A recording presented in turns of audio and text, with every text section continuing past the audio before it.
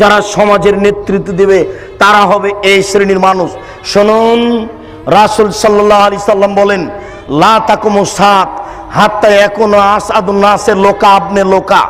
অতদিন পর্যন্ত কিয়ামতের চিহ্ন আসবে না, কিয়ামতই হবে না যতদিন পর্যন্ত অধমের সন্তান অধম সমাজের নেতৃত্ব না দিচ্ছে, ইতর শ্রেণীর মানুষের সন্তান ইতর শ্রেণী সমাজের নেতৃত্ব না দিচ্ছে, একেবারে নিম্ন শ্রেণীর মানুষ যতদিন পর্যন্ত সমাজের নেতৃত্ব না দিচ্ছে।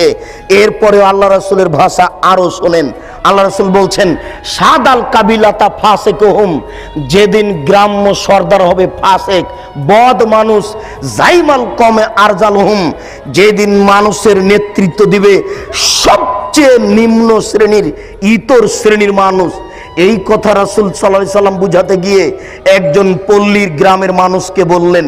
হঠাৎ করে একজন পল্লীর মানুষ এসে বলছে যে মাতা সাত, কিয়ামত কবে হবে? আল্লাহ রাসূল একটু পরে বললেন, মানিস সাইল, এই শোনো, জিজ্ঞাসাকারী কে? কে জিজ্ঞাসা করলো কিয়ামত কবে হবে? আনা। আল্লাহ রাসূল, আমি জিজ্ঞাসা করলাম কিয়ামত কবে হবে। তখন আল্লাহ রাসূল বললেন, এজা জুয়াতিল আমানাত ফান্তাজিরি সাত, যেদিন মানুষের টাকা পয়সা আত্মসাৎ করা হবে, ধ্বংস করা হবে, সেই দিন কিয়ামত হবে। যেদিন সমাজের টাকা, জনগণের টাকা, বাংলাদেশ ব্যাংকের টাকা যেদিন ধ্বংস করা হবে, সেই দিন কিয়ামত হবে। তখন সাহাবী ওই পল্লীর মানুষ বুঝতে পারলেন না, উনি বলছেন, কাইফা ইজাতুহা, কিভাবে 10-এর পয়সা ধ্বংস করা হয়? তখন আল্লাহ রাসূল বললেন, এজা উসসিদাল আমরি লা গায়রি আহলিহি ফান্তাজিরি সাত, যেদিন অযোগ্য মানুষের হাতে, অথর্ব মানুষের হাতে, ইতর শ্রেণীর মানুষের হাতে, নিম্ন শ্রেণীর মানুষের হাতে দায়িত্ব তুলে দেওয়া হবে, সেদিন তোমরা ভাবিও যে এখন 10-এর পয়সা ধ্বংস করা হবে। আপনাদেরকে সামাজিকভাবে নেতৃত্ব পর্যায়ের একটা অবস্থা আপনার সামনে আমি পেশ করে দেখালাম। এবার একটু আপনাকে আমি শোনাই আলেম শ্রেণীর অবস্থা।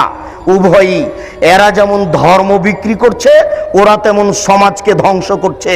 এরা যেমন ধর্ম বিক্রি করছে, ওরা তেমন সমাজের টাকা পয়সা একবারে লুটপাট করে খাচ্ছে, আর সমাজের জনগণের উপরে একবারে চালাচ্ছে নির্যাতন। এখানে যদি আপনি 5 শতক জমি কিনেন, তাহলে প্রতি হাজারে এত টাকা ট্যাক্স দিতে হবে, কারেন্ট বিল দিতে হয়, পানি বিল দিতে হয়, আপনার ওই গ্যাস বিল দিতে হয়, আপনার ওই বাড়ির ট্যাক্স দিতে হয়, জমির খাজনা দিতে হয়, জমি কিনলে টাকা দিতে হয়, আর 2000 টাকা কারেন্ট বিল, 200 টাকা কারেন্ট বিল, 2000 টাকা হলো। প্রত্যেকটা জায়গাতে আপনি দেখতে পাবেন নির্যাতন আর নির্যাতন, নির্যাতন আর নির্যাতন। এটা হচ্ছে সামাজিক নেতাদের নির্যাতন, আর তাদের সামাজিক কাজ সব জাহেলিয়াতে পরিপূর্ণ, তাদের সামাজিক কাজ জাহেলিয়াতে পরিপূর্ণ। অনেক দিন আগে থেকেই জাহেলিয়াত শুরু হয়েছে ভারত, বাংলাদেশ, পাকিস্তানের মাটিতে। নইলে 20,000 লোক 22 বছর ধরে একটা কবর বানালো, 20,000 লোক 22 বছর ধরে একটা কবর বানালো। ও বাদশাহ শাহজাহান, আপনার বাপের টাকা, 8 কোটি টাকা দিয়ে আপনি আগ্রার তাজমহল বানালেন। সেই কালে 8 কোটি টাকা দিয়ে সারা বাংলাদেশ, ভারত, পাকিস্তানের প্রত্যেকটা জেলাতে একটা ইসলামী বিশ্ববিদ্যালয় করা যেত। টাকা কার? কে জবাব দিবে? লালন শাহর নামে সেতু হলো কেন? কুষ্টিয়ার পাকশি সেতু হবে, আমার টাকাও সেখানে আছে। লালন শাহ আবার কে? হিন্দু কি মুসলমান আমি নিজেই জানি না। কার নামে আমার সেতু হবে? মানে কারো বাপের টাকা নাকি?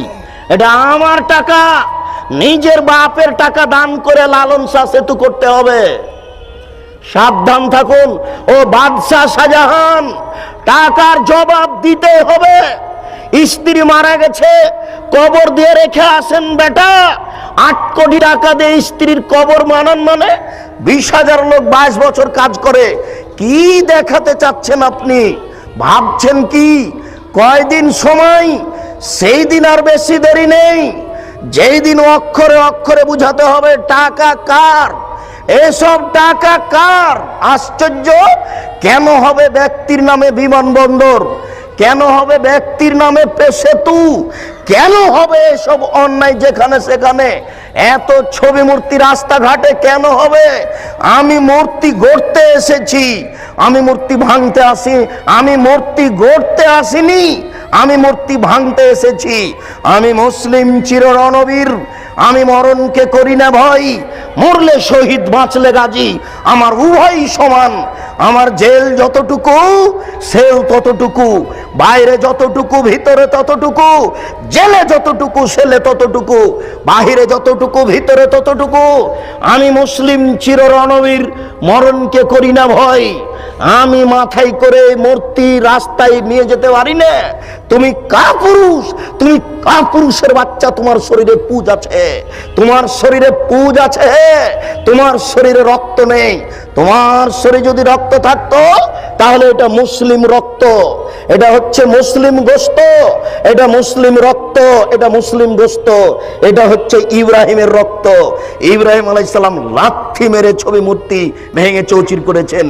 আমার নবী মুহাম্মদ সাল্লাল্লাহু আলাইহি সাল্লাম লাঠি হাতে করে কাবা ঘরে ঢুকলেন, ঢুকে বলছেন জাল হক এসেছে সত্য, ওয়াজাহাকাল বাতিল চলে গেছে মিথ্যে, ইন্নাল বাতিলা নিশ্চয় মিথ্যে, কানা জাহুকা চিরদিন মিথ্যে।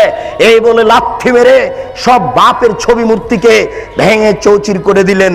আর আপনি কাপুর সন্তান, মাস্টার ডিগ্রি পাস ছেলে, আপনি কি করে রাস্তাঘাটে মূর্তি তৈরি করলেন?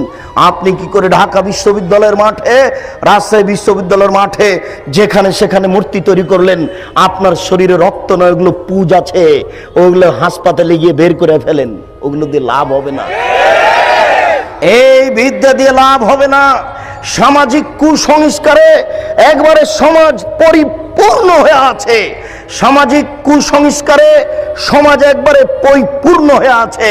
আশ্চর্য, সারা বাংলাদেশে রাস্তাঘাটে ল্যাংটা মেয়েকে সাজিয়ে দিয়ে লাক্সাবান বিক্রি করা হচ্ছে, এটাই হচ্ছে জাহেলিয়াত। টিভিটা অন করলেই চলে আসে ল্যাংটা মেয়ে পাউডার বিক্রি করছে, এটাই হচ্ছে জাহেলিয়াত। টিভি অন করলে দেখা যায় নগ্ন মেয়ে চলে আসছে, দাঁতের মাজন বিক্রি করছে, এটাই হচ্ছে জাহেলিয়াত। আপনার এই টিনগুলিতে আছে ছবি মূর্তি গরুর, এটাই হচ্ছে জাহেলিয়াত। জায়নামাজে আছে কাবা ঘরের ছবি, এটাই হচ্ছে জাহেলিয়াত। মসজিদের মেহরাবের দুই দিকে লেখা, দুই দিকে আছে কাবা ঘরের টাইলস, এটাই হচ্ছে জাহেলিয়াত। মেহরাবের ডান দিকে আল্লাহ, বাম দিকে মোহাম্মদ, এটাই হচ্ছে জাহেলিয়াত। জন্মদিবস পালন করা জাহেলিয়াত, মৃত্যু দিবস পালন করা জাহেলিয়াত, 26 পালন করা জাহেলিয়াত, 21 ফেব্রুয়ারি পালন করা জাহেলিয়াত, 16 ডিসেম্বর পালন করা জাহেলিয়াত, স্মৃতিসৌধ তৈরি করা জাহেলিয়াত, শহীদ মিনার তৈরি করা জাহেলিয়াত, শহীদ মিনারে ফুল চড়ানো জাহেলিয়াত, সংসদ ভবনে নীরবতা পালন করা জাহেলিয়াত, শিখা চিরন্তন শিখা অনির্বাণ একে হিসাব করা জাহেলিয়াত, স্মৃতিসৌধকে মূল্যায়ন করা জাহেলিয়াত। শুনুন, 31st নাইট হচ্ছে জেনার রাইট। ঢাকা শহরে সেদিন জেনা হয়, এই 31st নাইট হচ্ছে জেনার রাইট। চিটাগাংয়ে জেনার রাইট, সারা বিশ্বের বড় বড় শহরে জেনার রাইট। এই জেনার রাইটকে মূল্যায়ন করা হচ্ছে জাহেলিয়াত। পহিলা বৈশাখ আমি কি হিন্দুর বাচ্চা? আমি তোকে কবর দিতে এসেছি, আমি আবার ওই ইলিশ মাছ রান্না করে নিয়ে পান্তা ভাত নিয়ে বট গাছের নিচে খাবো কেন? আমি কি অমুসলিম? আমি কি হিন্দুর ঘরে জন্ম নিয়েছি? একে মূল্যায়ন করা হচ্ছে জাহেলিয়াত। রাস্তাঘাটে ছবি মূর্তি তৈরি করা জাহেলিয়াত, একটা আর একটার নামে চালু করে দেওয়া জাহেলিয়াত। এই সমাজে জাহেলিয়াত পরিপূর্ণ হয়ে আছে, এগুলো হচ্ছে জাহেল নেতাদের কাজ। এবার আসেন একটু হুজুরের অবস্থা। হুজুরের অবস্থা বড় জটিল। সামাজিক জাহেলিয়াতের চেয়ে হুজুরের অবস্থা অনেক অনেক অনেক বেশি কঠিন। বুঝতে পারলাম না। আমার রাজশাহী নওদাপাড়া মাদ্রাসার পাশে লেখা আছে, নওদাপাড়া মাদ্রাসার পাশে দুটা সাইনবোর্ড দেওয়া আছে যে ওরসে পাক আপনার ওই শাহচন্দ্রপুরী। সারা বাংলাদেশে যে ফেস্টন ব্যানার দেওয়া হয়েছে, এই সারা বাংলাদেশের ব্যানারের পিছনে কয়েক কোটি টাকা খরচ আছে। আপনাকে বুঝে নিতে হবে এটাই ধর্মের নামে জাহেলিয়াত। সারা বাংলাদেশের মাটিতে যেখানে সেখানে লেখা আছে বিশ্ব আশেক রাসূল সম্মেলন। কে করলো? মনে হচ্ছে যে রাতে রাতে হয়ে গেছে। দেওয়াল লিখতে কয়েক কোটি টাকা খরচ আছে। এটাই হচ্ছে জাহেলিয়াত। আশ্চর্য, গতকালকে 11টার পরে আমি হাজিদের এক সম্মেলনে নাটোরে বক্তব্য দিচ্ছিলাম। সব হাজি প্রায় 250-300 হবে, 300 জন প্রায় হাজি হবে উপস্থিত। আমাকে কিভাবে তারা দাওয়াত দিল আমিও বুঝতে পারলাম না। যাক, আমি তাদের সাথে কথা বলতে গিয়ে দুই একটা কথা পেশ করেছি। তার একটা কথা পেশ করেছি যে আমি 2007 সালে হজ সফরে গেছিলাম। তো আমি যখন ওই হাজি ক্যাম্পে ঢুকলাম তখন দেখছি ওখানে সবাই অজু করে গোসল করে পোশাক পরে 2 রাকাত নামাজ পড়ছে। আমার খুব কাছের সাথী ভাই আমার এই মোশাররফ ভাই বেরায়েত। আমি বলছি ব্যাপারটা কি, এরা এরকম কেন করছে?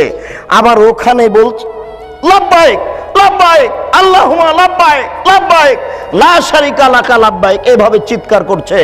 তখন আমি বললাম যে মোশাররফ ভাই কেমন কথা হলো, এদেরকে বলা যায় না। আরে তো ভারত বাংলাদেশ পাকিস্তানের জন্য এহরাম বাঁধার জায়গা হচ্ছে এলামলাম। যখন বিমানটা এলামলামের উপর দিয়ে পার হবে তখন বৈমানিকের পক্ষ থেকে লোক এসে বলবে আপনারা এহরাম বাঁধুন, আপনারা এহরাম বাঁধুন। তখন তাকে বলা শুরু করতে হবে লাব্বাইক উমরাতান, এই কথা বলে এই যে শুরু হবে লাব্বাইক আল্লাহুম্মা লাব্বাইক লাব্বাইক লা শারিকা লাকা লাব্বাইক ইন্নাল হামদা ওয়া নি'মাতা লাকা ওয়াল মুলক লা শারিকা লাক। এই যে চললো একাকার, যে যত পারে একবারে চিলিয়ে একাকার করে দিবে। আল্লাহ রাসূল এইভাবে অনুমতি দিয়েছেন। তো এখানে ঢাকা হাজি ক্যাম্পে যে হয়ে গেল এলামলাম, তখন আমি একজনকে বললাম যে ভাই এটা ঠিক নয়, এটা তো এলামলাম নয়। তখন বলছে আরে এটা তো ঢাকা হাজি ক্যাম্প, বাড়ি থেকে যদি বলি তবুও হবে। এখন তাকে কে বলবে যে আপনার যদি বাড়ি থেকেই চলে তো মুহাম্মদ সাল্লাল্লাহু আলাইহি সাল্লাম কি কলা করতে এসেছিলেন? উনি কি ছাই করতে এসেছিলেন? আপনারটাই যদি চলে তো উনি কেন আসলেন? আপনারটাই যদি চলে তো উনি কেন আসলেন? তার কি দাম, তার কি মূল্যায়ন? আশ্চর্য, জোর করে ধর্ম মানছেন, অসম্ভব হতে পারে না। এটাই জাহেলিয়াত। সারা বাংলাদেশে যে সব দেওয়ানবাগি চলছে এটাই হচ্ছে জাহেলিয়াত। শুনুন, এই দেশের মাটিতে যা আপনার চলছে ওই চিশতিয়া নকশবন্দ দিয়ে মুজাদ্দিদ দিয়ে এই সব তরিকা জাহেলিয়াত। 1980 সালের জরিপে এই দেশের মাটিতে 2,98,000 পীর আছে। সব পীরের সব তরিকা হচ্ছে জাহেলিয়াত। এই মাইজ ভান্ডারি হচ্ছে জাহেলিয়াত। আশ্চর্য, নারী পুরুষ একাকার হয়ে জিকির করছে। সেই দিন আমরা গেছিলাম নরসিংদী, এটা নজরপুরা নরসিংদী নাকি, নজরপুরা একটা গ্রামে গেছিলাম নরসিংদী। তো আমরা নজরপুরা থেকে বক্তব্য দিয়ে আসলাম, পাশে গান বাজনা দিয়ে বাদ্যযন্ত্র দিয়ে নারীর বক্তব্য চলছে। নারীর বক্তব্য, নারী গাজাল করছে, বক্তব্য দিচ্ছে, বাদ্যযন্ত্র চলছে। আরে সংসদ ভবনের মমতাজ বেগম ডুবি তবলা দিয়ে জিকির করে। আশ্চর্য। আর কোরআন নাকি 30 পারা নয় 90 পারা। 30 পারা হচ্ছে জাহেরি আর 60 পারা হচ্ছে বাতেনি।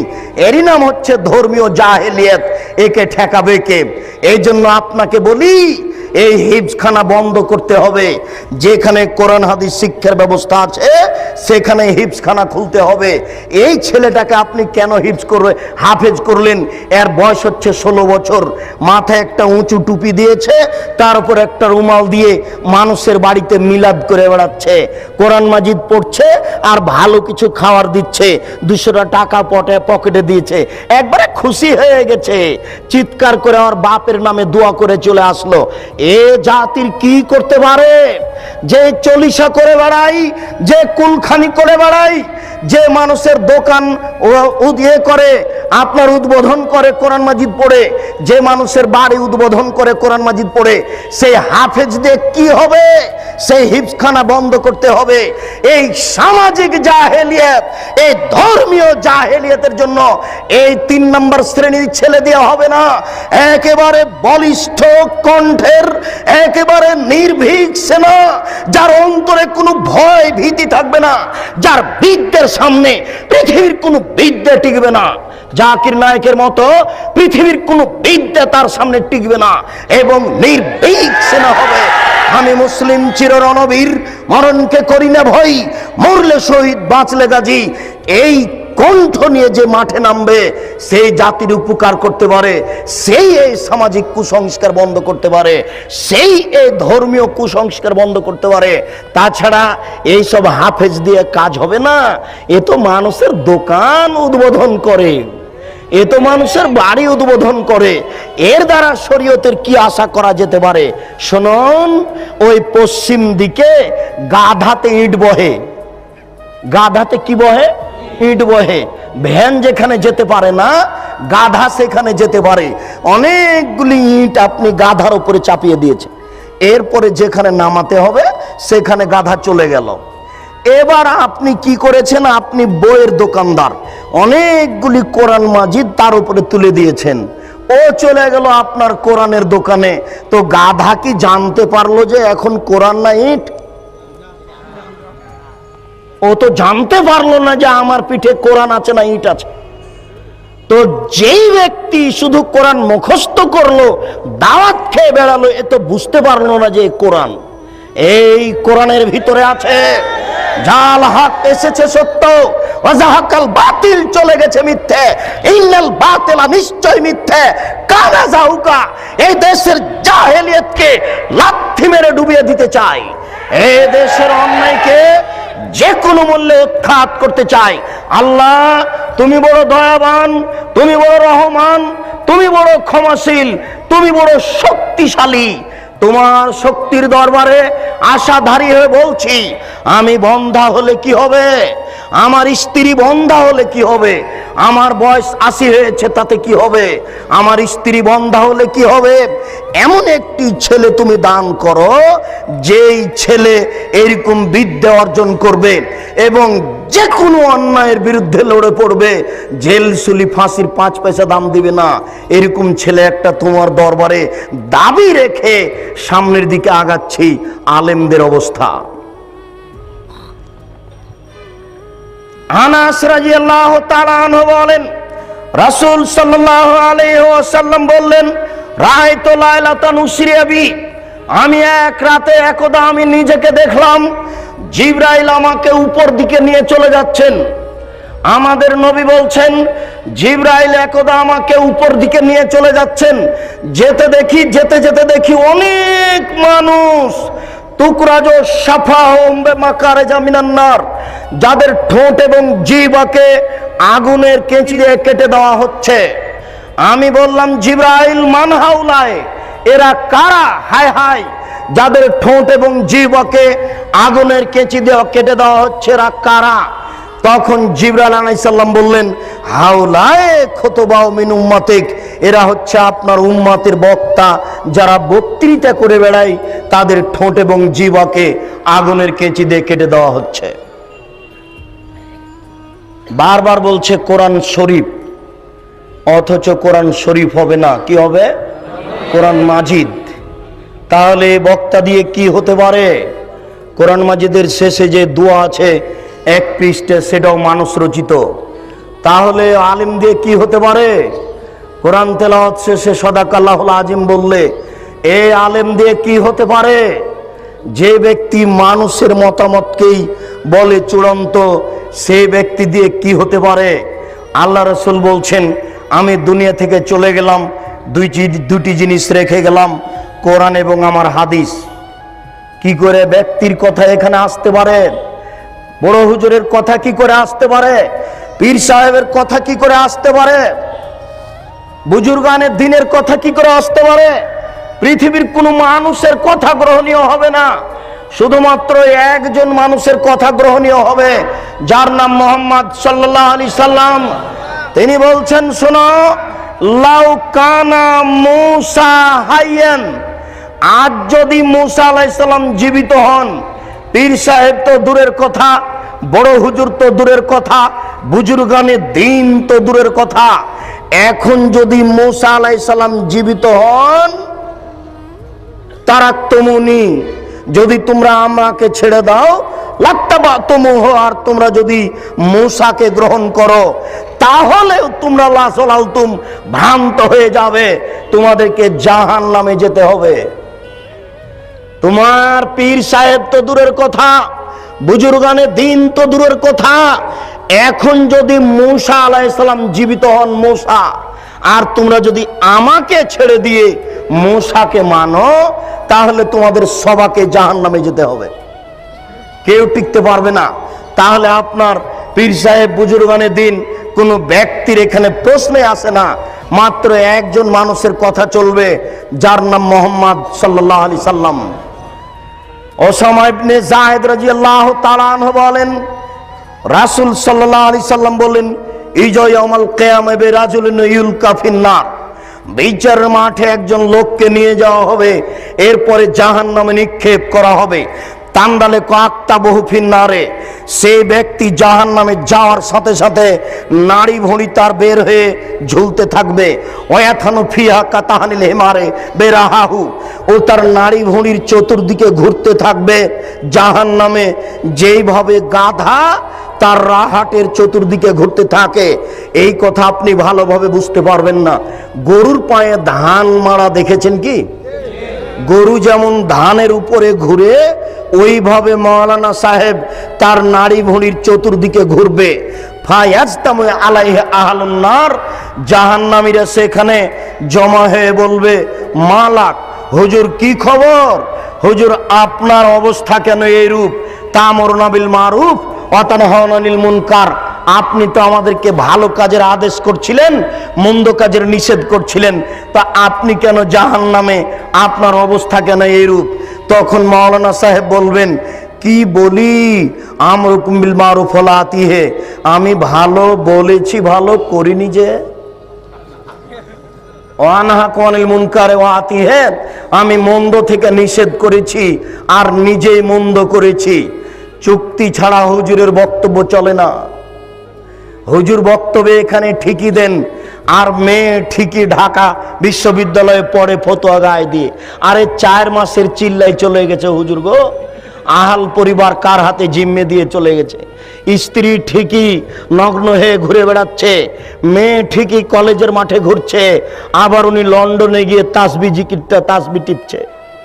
দেখেন আশ্চর্য ধর্ম।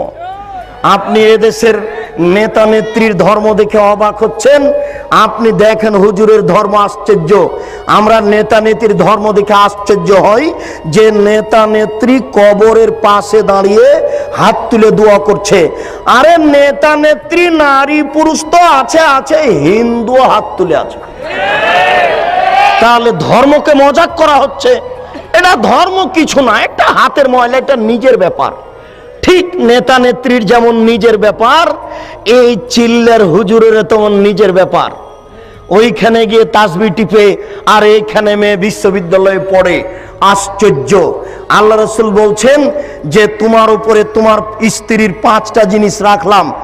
এই শোনো, তোমার উপরে তোমার স্ত্রীর 5টা জিনিস রাখলাম। 1, যে মানের খাচ্ছ সে মানের খাওয়াবা। 2, যে মানের পড়ছো সে মানের পড়বা। 3, কখনো কটু কথা বলবা না।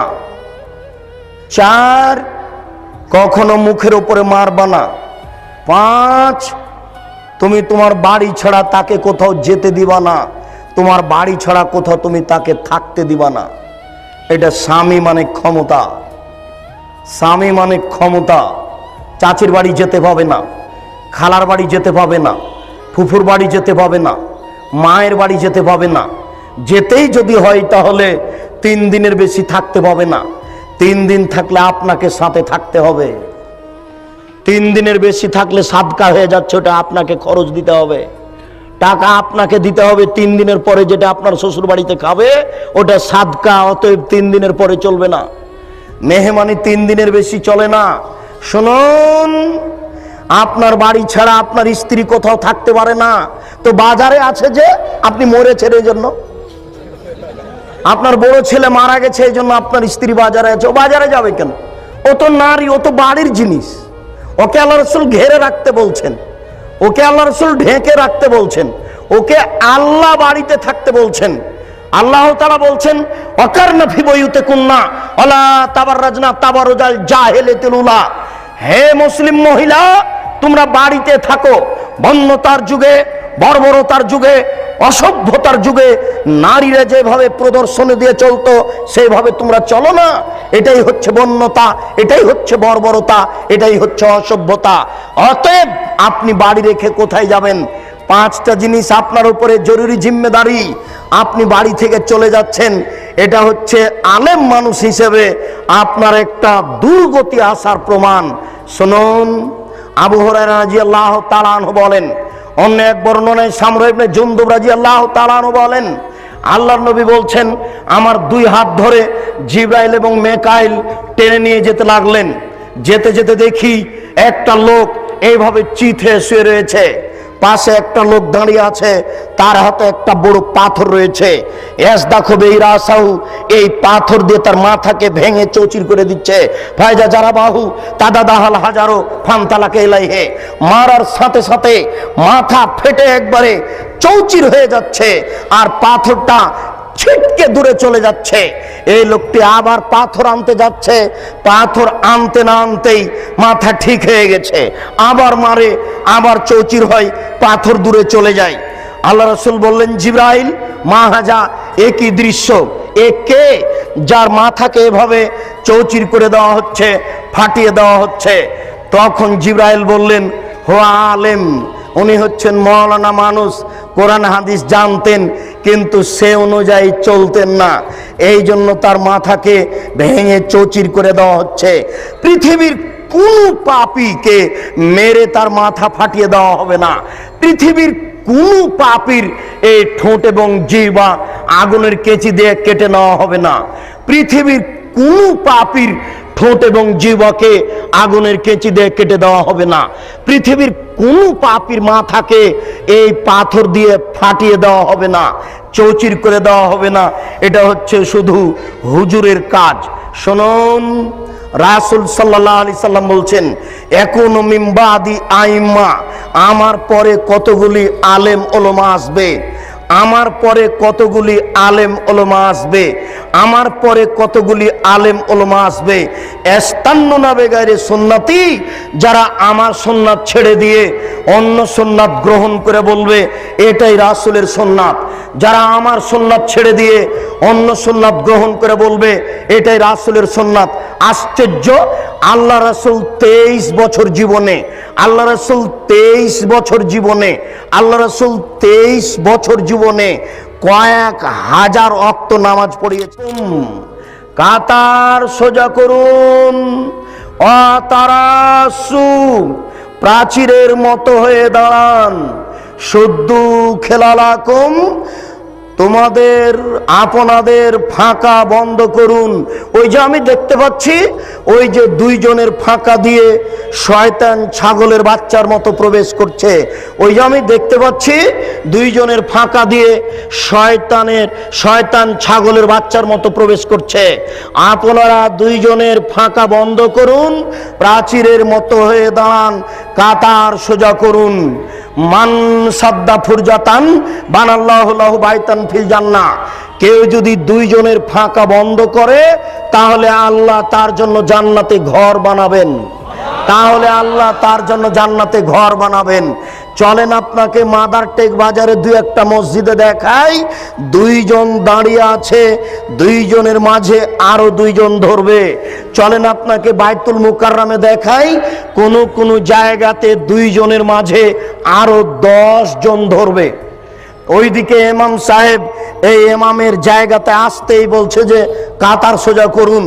আল্লাহর মুখখানে বলিয়ে নেয় যে একামত দেন, এই কথা বলে না, ও বলছে যে কাতার সোজা করুন, অথচ তাকে বলতে হবে একামাত দেন, এরপরে ওখানে যাবে, একামাত চলতে থাকবে, মুসল্লিদের মুখে মুখে দাঁড়িয়ে থাকতে হবে, আর বলতে হবে কাতার সোজা করুন, প্রাচীরের মতো হয়ে দাঁড়ান, দুইজনের ফাঁকা বন্ধ করুন।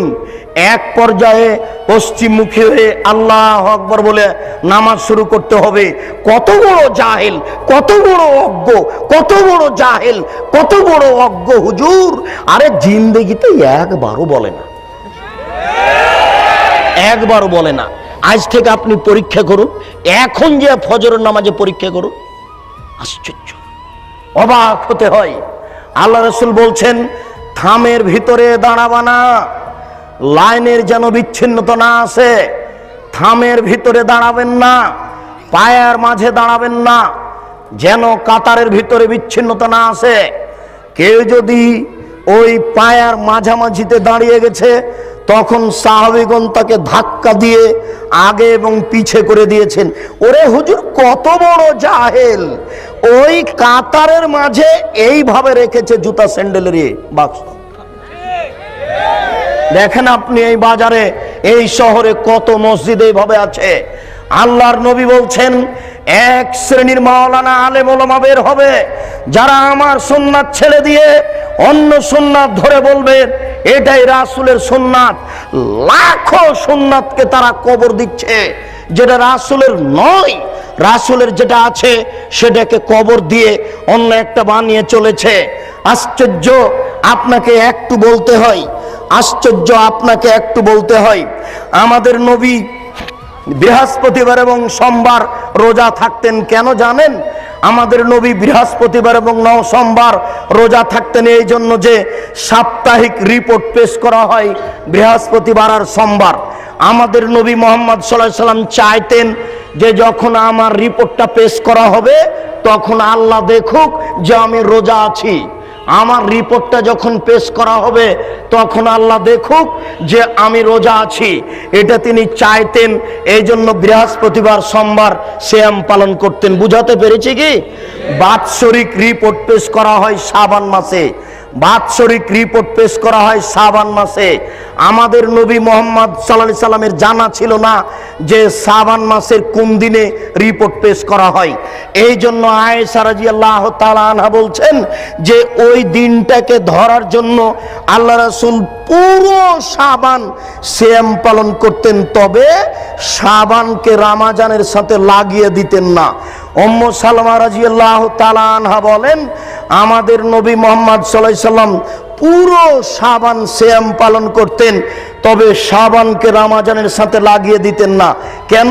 তিনি ভাবতেন এই দিনটা আমাকে ধরতেই হবে, বাৎসরিক যখন রিপোর্ট পেশ করা হবে তখন আল্লাহ দেখুক যে আমি রোজা আছি। বাৎসরিক যখন রিপোর্ট পেশ করা হবে তখন আল্লাহ দেখুক যে আমি রোজা আছি, এটা দেখানোর জন্য তিনি শাবান মাসে বেশি বেশি রোজা রাখতেন। ভারত, বাংলাদেশ, পাকিস্তানের এই সব হুজুরেরা জাহেলের পরিচয় দিয়ে কিভাবে কিভাবে জেনে নিল সেই দিন 15ই শাবান। ভারত, বাংলাদেশ, পাকিস্তানের হুজুরেরা কিভাবে কিভাবে জেনে নিল সেই দিন হচ্ছে 15ই শাবান। তাই তারা কলকারখানা, অফিস, আদালত, কোর্ট কাচারি, শিক্ষা প্রতিষ্ঠান বন্ধ করে রাতে গোসল করে আতর গোলাপ মেখে দিনে রোজা থাকে। অসম্ভব হতে পারে না। আল্লাহ রাসূল বললেন আমার সুন্নাত ছেড়ে দিয়ে তারা অন্য সুন্নাতকে ধরে বলবে এটাই রাসূলের সুন্নাত। প্রায় পুরো শাবান সিয়াম পালন করা হচ্ছে রাসূলের সুন্নাত, আর একদিন সিয়াম পালন করা হচ্ছে ভারতের সুন্নাত, মানুষের সুন্নাত। 27শে রজব কোরআন মাজিদ নাজিল হয়েছে, আল্লাহ রাসূল গেছিলেন মেরাজে। এই কথার ভিত্তিতে মেরাজের দিন রোজা রাখতে হবে, এটা মিথ্যে। কোরআন মাজিদের আয়াত পেশ করা হচ্ছে মিলাদের জন্য 4টে। আল্লাহ মিলাদ করেছেন, নবী মিলাদ করেছেন, সাহাবীগণ মিলাদ করেছেন। কত বড় ডাহা মিথ্যে কথা সাহাবীদের উপরে! এগুলো সব বাতেনি কোরআন, এগুলো হচ্ছে বাতেনি বানাওয়াট কথা, অসম্ভব হতে পারে না। শুনুন, 27শে রজব রোজা হতে পারে না, 15ই শাবান রোজা হতে পারে না।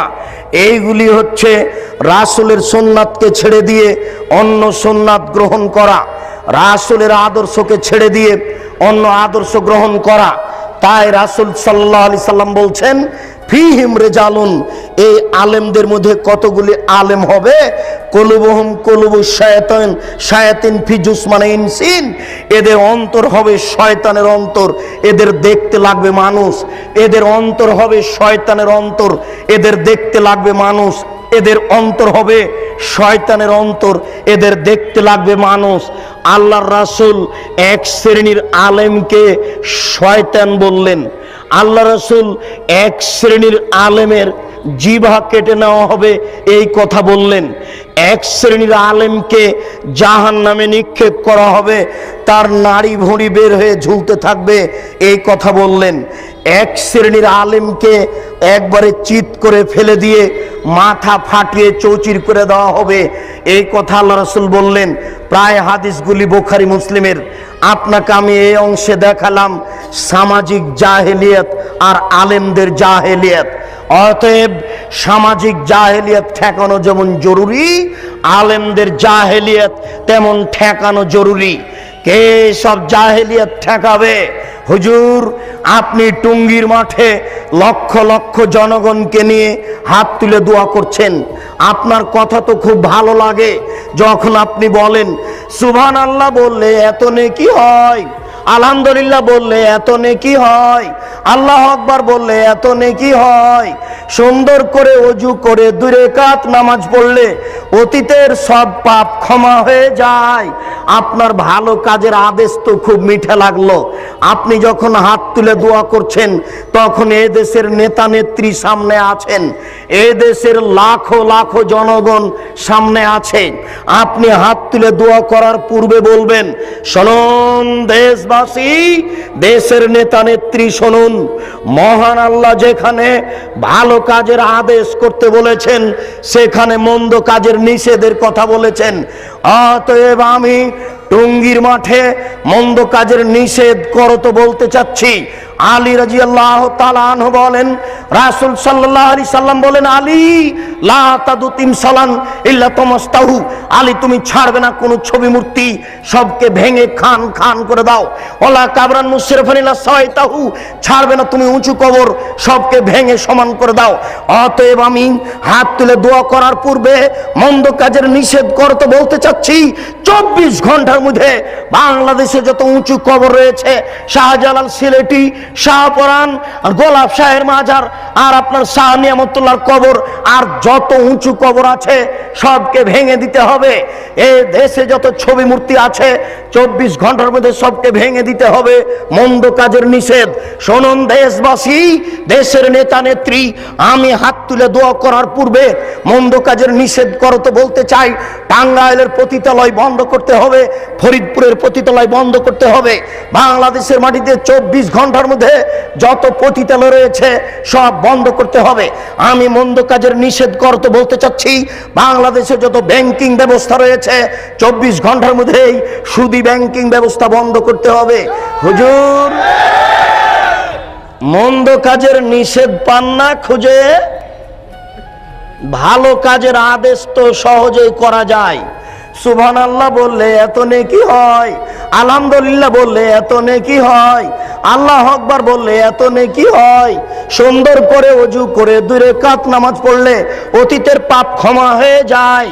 ভালো কাজের আদেশ করা সহজ, মন্দ কাজের আদেশ করা সহজ নয়, মন্দ কাজের নিষেধ করা সহজ নয়। এই জন্য লোকমান হাকিম তার ছেলেকে বলছেন, আব্বু ওয়ামুর বিল মারুফ ওয়ানহা আনিল মুনকার, বেটা ভালো কাজের আদেশ করো, মন্দ কাজের নিষেধ করো। ওয়াসবির আলা মা সাবাক, বেটা মন্দ কাজের নিষেধ করলে জেলসুলি ফাঁসি হবে, ওই সময়তে ধৈর্য ধারণ করিও। মন্দ কাজের নিষেধ করলে জেলসুলি ফাঁসি হবে, মন্দ কাজের নিষেধ করলে ধৈর্য ধারণ করিও। ইমাম আবু হানিফার ইতিহাস পড়ে শেষ করলেন, ইমাম আহমদ ইবনে হাম্বলের রাহিমাহুল্লাহর ইতিহাস পড়ে শেষ করলেন, কিন্তু তার চরিত্র, তার দাম্ভিকতা, সাহসতা নিজের ভিতরে নিয়ে আসার চেষ্টা করলেন না। শুনুন দেশবাসী, একটা কথা মনে রাখবেন, মহান আল্লাহ বলেন, ইয়া আইয়ুহাল্লাযীনা আমানু আতিউল্লাহ ওয়া আতিউর রাসূল ওয়া লা তুবতিলু আমালাকুম। হে পৃথিবীর বিশ্বাসীগণ, তোমরা আল্লাহকে মান্য করো, রাসূলের আনুগত্য করো, তোমাদের আমল বাতিল করো না। শুনুন উপস্থিত বৈঠকের দিনী মুসলিম ভাই বোন, আল্লাহ তাআলা 1 নম্বর আয়াতে বলেছেন আল্লাহকে মান্য করুন, রাসূলের আনুগত্য করুন, তোমাদের আমল বাতিল করো না। আল্লাহ তাআলা বলেন আল্লাহকে মান্য করা মানে শিরক করা যাবে না, রাসূলের আনুগত্য মানে কোনো বেদাত কাজ করা যাবে না। মানুষ যদি আল্লাহকে মান্য না করে শিরক করে, মানুষ যদি রাসূলের আনুগত্য না করে বিদআত করে, তাহলে তার আমল বাতিল হবে। শিরক করলে অতীতের নেকি নষ্ট হয়ে যায়, আল্লাহকে অপমান করা হয়, আল্লাহকে হেয় তুচ্ছ করা হয়। শিরক করলে অতীতের নেকি নষ্ট হয়ে যায়, আল্লাহকে অপমান করা হয়, আল্লাহকে হেয় তুচ্ছ করা হয়। বিদআত করলে ইবাদত কবুল হয় না, রাসূলকে অপমান করা হয়, রাসূলকে হেয় তুচ্ছ করা হয়। সম্মানিত দিনী ভাই, শহরের ব্যাপার আমি যে বিষয়ে আলোচনা করতে চাচ্ছিলাম সেই বিষয়ে অন্যদিন আলোচনা হবে। প্রথম যে 2টি বিষয় আপনার সামনে মোটামুটিভাবে পেশ করলাম, এই বিষয়গুলি আমরা সময় সাপেক্ষে আরো বিস্তারিত পেশ করেছি।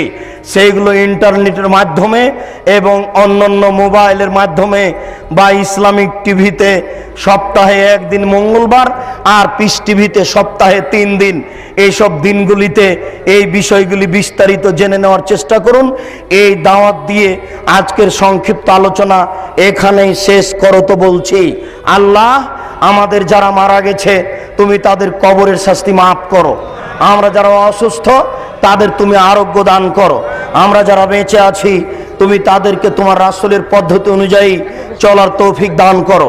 এই দাবি এই দাওয়া তোমার দরবারে রেখে আজকের সংক্ষিপ্ত আলোচনা এখানেই শেষ করছি। সুবহানাকা আল্লাহুম্মা ওয়া বিহামদিকা আশহাদু আল্লা ইলাহা ইল্লা আনতা আস্তাগফিরুকা ওয়া আতুবু ইলাইক।